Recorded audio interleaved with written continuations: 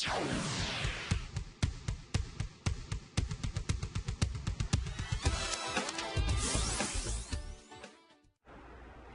estamos de volta com o seu programa Estilo de Vida. E hoje vamos falar sobre alimentação fora de casa. A falta de tempo para almoçar em casa e até mesmo para preparar as refeições devido aos compromissos do nosso dia a dia prejudicam a alimentação, na verdade, a sua saúde.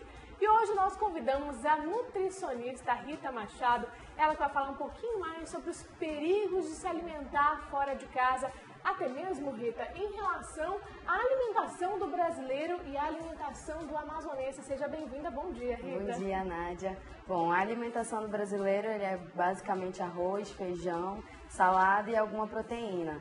Mas segundo a pesquisa orçamentar familiar, que é a POF, o amazonense está comendo muito mais frango com arroz do que o peixe, o próprio peixe. Então, pelo orçamento muito caro e o financeiro do peixe, a gente está consumindo mais frango. E é isso que a gente vem consumindo também ao longo do tempo. Olha, a gente trouxe um dado para mostrar para o pessoal de casa o quanto aumentou essa procura por essa alimentação fora de casa. Segundo dados do Instituto Brasileiro de Geografia e Estatística, o IBGE, de 2003 a 2009, houve um aumento de 25% nos gastos com a alimentação fora de casa. No entanto, apesar dessa apresentação impactante, na verdade positiva na economia, gera realmente um problema de saúde pública. Rita, e para completar o nosso bate-papo a respeito deste assunto, o nosso repórter José Paulo está no centro de Manaus para mostrar para a gente, será que os microempresários se preocupam com essa questão da higienização dos alimentos e da manipulação? José, bom dia!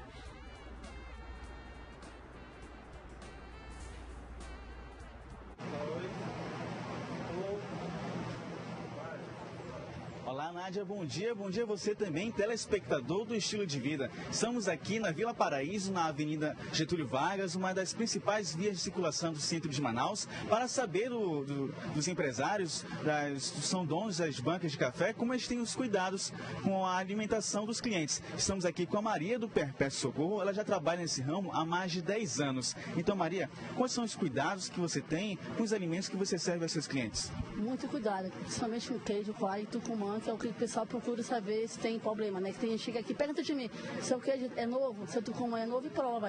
Quando eu vou comprar no mercado, eu pergunto se tá com muito sal e provo o queijo, porque aqueles queijos que tudo amarelo tá na bactéria já. Como se fosse o pênalti apresentado. Quando o pênalti chega de mim, pergunto se é apresentado, que não querem comprar o queijo apresentado. E eu adquiro o que eu uso todo o tempo, você entendeu, amor? Porque o queijo coalho, não tem aquele maridão, tudo, não é legal, tem bactéria. Ele não, branquinho, pouco sal. Todo dia eu compro na minha alimentação, não vendo todo dia uma coisa, eu compro 10, 3 dias eu não compro. Todo dia eu compro minhas coisas para vender aqui. E muito procurado, porque é coisa boa. Entendeu, amor? Então, dona Maria, como é que é o seu armazenamento dos alimentos? Como armazena, é isso que você está perguntando. Isso. Quando eu chego do mercado, umas coisas, eu lavo, tenho que lavar as coisas, guardo na geladeira só por um dia, não vendo para 3, 4 dias, porque se eu botar para a semana todinha, não fica bom. Ele já tem bactéria. Não, entendeu, filho? Eu chego e lavo, boto na geladeira, limpo ele, guardo direitinho, porque já é para vender para outro dia. Outro dia eu compro de novo, a mesma coisa, todo dia. Mas, dona Maria, e os clientes também se reparam se os alimentos? Muito, né? Pouco não. Chega aqui e pergunta, você entendeu, amor? E muito, né? Veja as coisas, que ele olha, eu mostro, porque é coisa boa, sabe que é coisa nova. O tucumã primeiramente. Se eu comprar o tucumã para toda semana, todinha, quando eu abro e mostro para o fregueiro, ele sabe que tá, não é do outro dia. Porque fica aquele escuridão, pretinho, fica cabelo queimado, já não tá legal. Eu vendo todo dia o tucumã é novo. Por isso que muita gente me procura, por causa disso. Dona Maria, muito obrigado pela sua participação e fica o exemplo aí da Dona Maria do Perpétuo Socorro. Ela tem 10 anos de trabalho e já mostra aí grandes cuidados com a alimentação dos clientes. Nádia, eu volto com você. José, obrigada pela sua participação no programa Estilo de Vida. Daqui a pouquinho a gente volta com você para falar realmente com a população amazonense de que forma é feito esse café e quais são os principais alimentos que são consumidos nesse café da manhã do amazonense. Rita, então a gente viu realmente que hoje os microempresários têm essa preocupação com a questão do armazenamento, da higienização, em relação até mesmo de forma leiga, eles sabem a contaminação que pode adquirir aí fungos e bactérias, não é verdade? Sim, eles sabem sim e tem que ter essa preocupação, principalmente no armazenamento. O armazenamento é fundamental, não é só no transporte que vai para o café da manhã, mas lá, no armazenamento, lá no café da manhã ou então na banquinha, em qualquer lugar que esteja, tem que estar bem armazenado. Bem armazenado é o que? Numa temperatura de 10 graus Celsius, alimentos que vão ser refrigerados, e uma temperatura acima de 60 graus Celsius, alimentos que vão ser servidos mais quentes. Então isso é importante também notar quando você for comer fora de casa. Verificar se está numa temperatura mesmo quente ou numa temperatura no refrigeramento adequado. Bom, já que você tocou nesse assunto, o que a gente deve observar em um estabelecimento, seja ele na rua ou seja mesmo em comércios, ou até mesmo dentro de shoppings, centros comerciais, supermercados? O que a gente deve observar nesse momento onde a gente vai comprar um alimento? Primeiro de tudo, asseio pessoal do manipulador. Como é que ele está? Ele está de touca, ele está de luva, ele tá falando em cima do alimento ou não, isso é muito importante também. A limpeza e a organização do local, também os insumos eles estão jogados, eles estão sem tampa, não estão corretamente armazenados. E isso é importante também da temperatura, nunca esquecer da temperatura.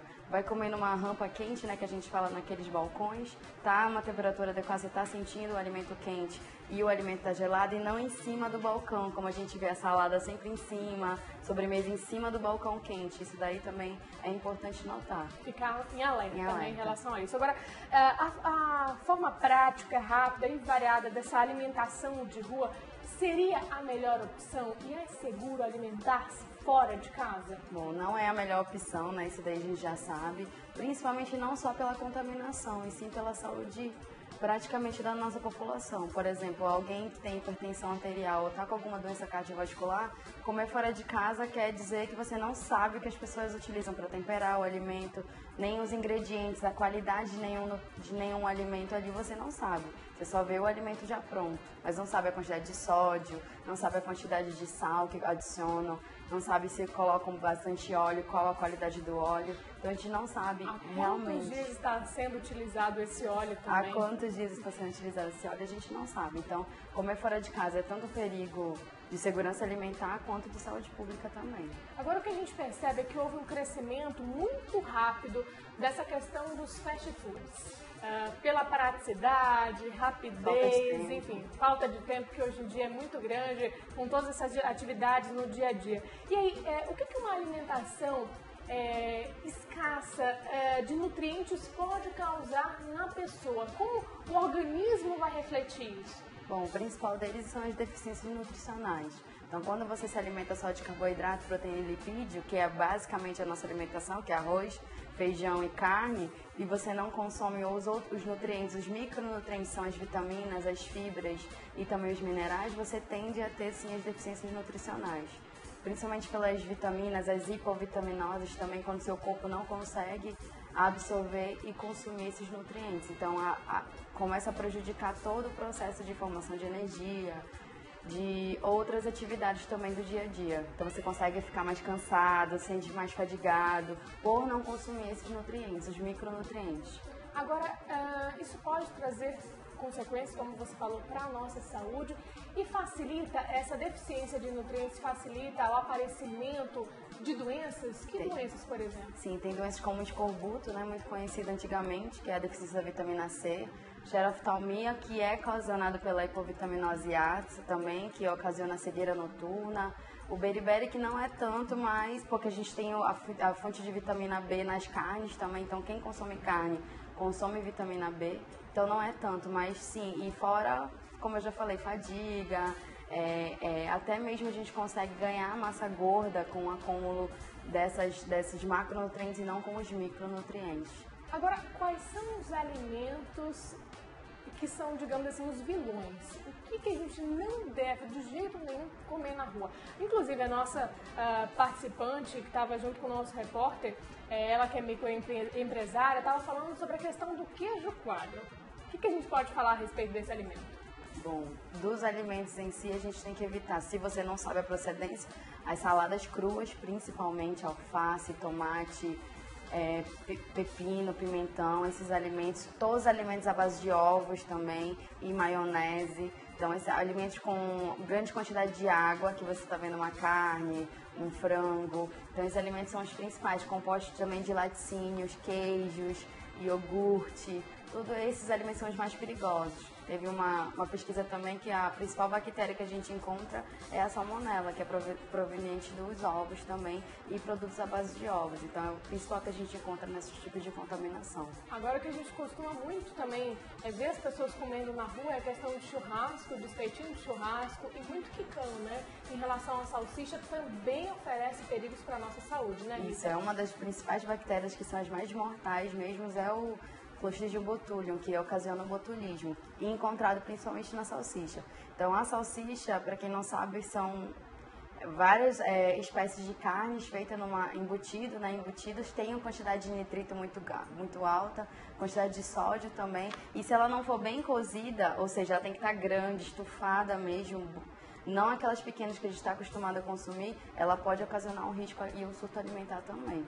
Agora, imediatamente, o que a gente deve observar no alimento? A questão do cheiro, do aspecto, da cor, tudo isso vale também na hora, né? Vale em termos, Nádia, porque tem a diferença de um alimento contaminado para um alimento estragado.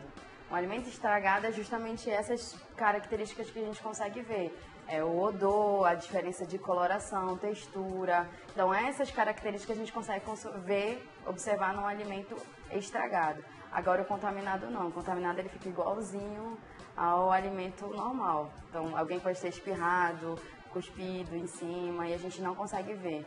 As bactérias estão ali, sim, mas a gente não consegue ver. Então, isso é um alimento contaminado. Muito mais perigoso do que um alimento estragado.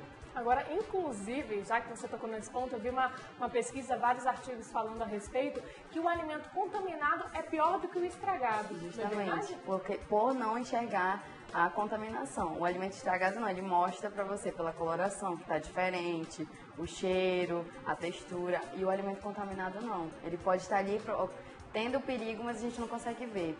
Então, o que observar, principalmente a temperatura de onde estão armazenados os alimentos, está numa temperatura de calor, que ali não consegue se desenvolver e proliferar novas bactérias, então ela fica numa fase de estagnação mesmo, e uma temperatura mais baixa, que é a menos de 10 graus Celsius para alimentos gelados, né? Os refrigerados, que aí a bactéria também não consegue se desenvolver. Então, sempre observar a questão da temperatura, uma das principais. A gente vai fazer uma breve pausa no nosso bate-papo, Rita, mas no próximo bloco a gente vai falar sobre intoxicação alimentar. O que significa esse termo? Qual a relação dessa alimentação fora de casa com a intoxicação? E você de casa já pode participar do nosso programa através do WhatsApp, enviando suas perguntas e questionamentos. Anota aí, 92, código de Manaus, 981 11 4512. O intervalo é rapidinho. Até lá.